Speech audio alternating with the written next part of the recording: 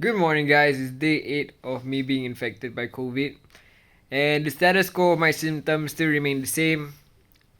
I'm still coughing quite badly, and the rest of the symptoms are pretty much subsided, I guess. So I'm 80 to 90% recovered. I can't wait for the last day where I can go back to see my family. I can't wait to be able to go out and do normal things just like everyone else. And yeah, I can't wait to get out here. However, with that being said, I feel that this place has served its purpose and served me very well. I am thankful that I was given this isolation facility and enough time for myself to recover. I certainly feel so much better recovering in this facility because, well, number one thing is that I don't feel like a burden to my family members. Why do I mention that is because if I were to be isolated at home, I can't go out, right? Can't go out to get myself food. I can't go out to do normal things. And my family would have to do that for me, or I could just order from GrabFood. And even if I were to order from GrabFood, right, there is this inconvenience whereby I will need to tell everyone that, hey, I'm gonna go out and get my food from my room to my house door, and everyone else has to just stay inside their rooms, and it's just quite stifling, I guess.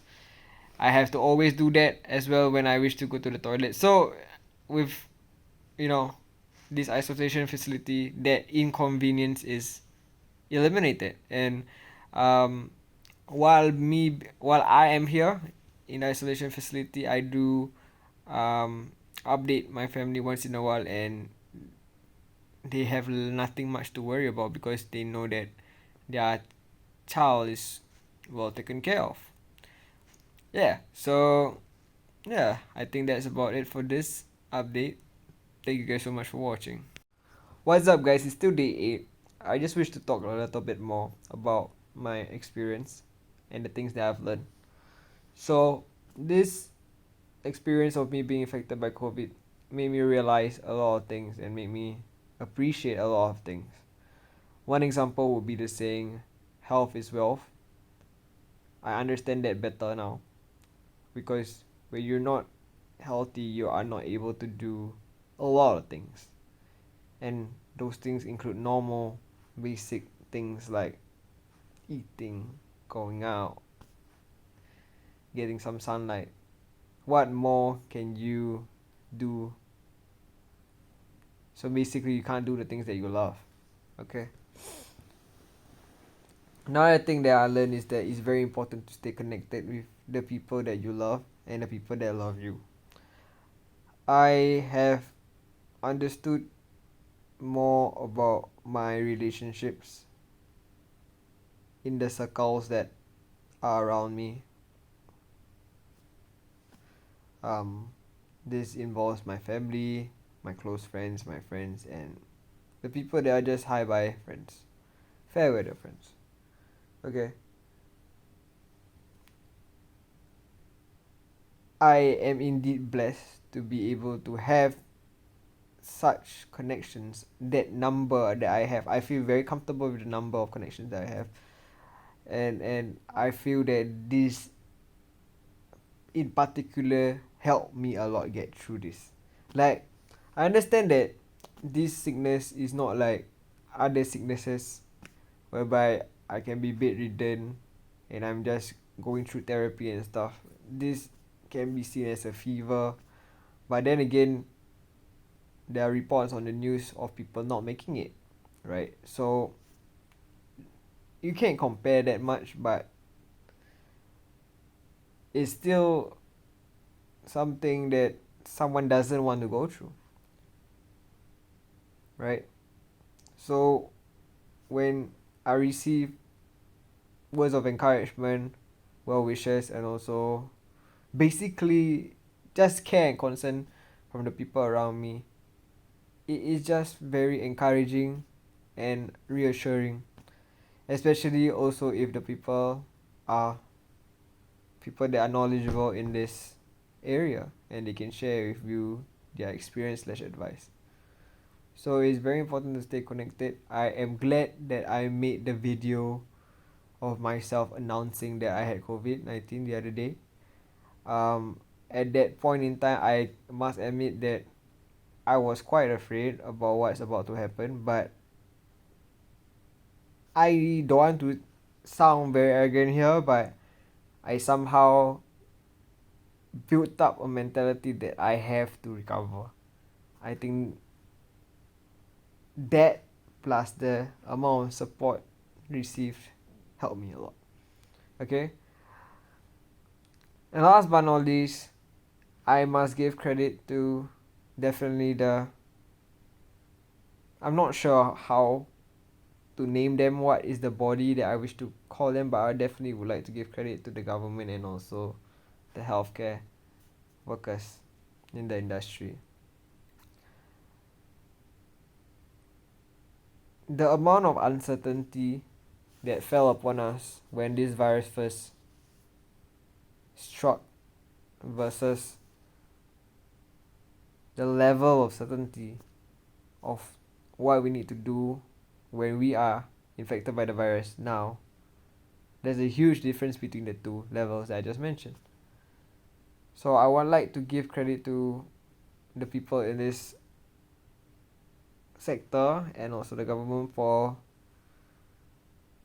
just taking care of us. I have no idea how to describe this, but the amount of planning, the procedures that needs to be made, the procedures that need to be carried out,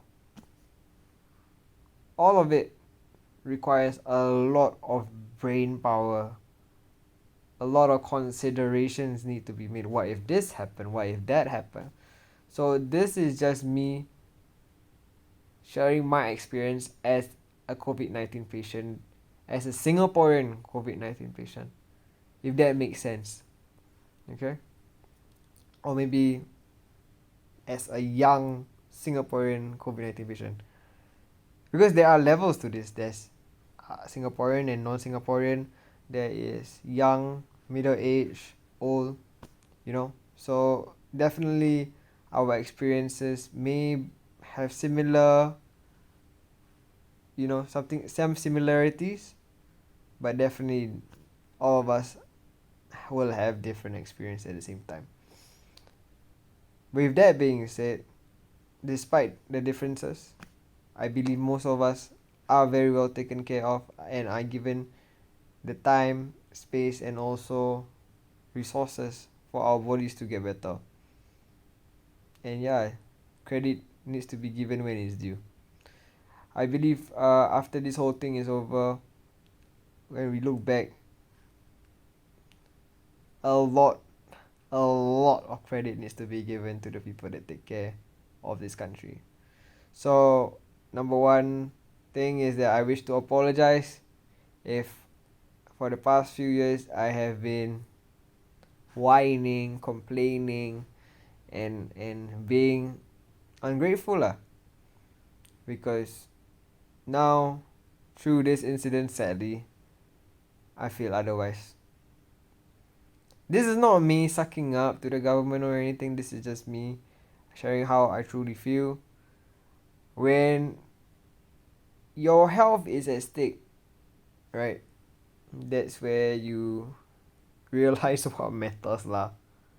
When you're complaining and stuff, you're just complaining about not being able to get what you want versus what you need. Like, oh, I can't get this house, I can't get this.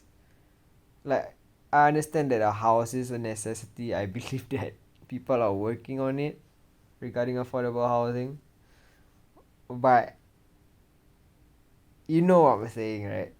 If you cannot afford that, you settle for this. It's just the way it is. If you want to go to an extreme case, then go abroad to a country that is more affordable for you. You see, you still can afford that house, ma. And of course, the safety will not be the same. I guess that's the level of safety is not gonna be the same. So I guess that's the price that you pay for when you are buying a house here in Singapore. Why am I mentioning housing? Because this is one of the most common topics people bring up. But yeah, that's about it. You guys watch. You guys have watched me ramble for another 7 minutes and 50 seconds. Yeah, it's good. It felt good to get that off my chest. Thank you guys so much for watching.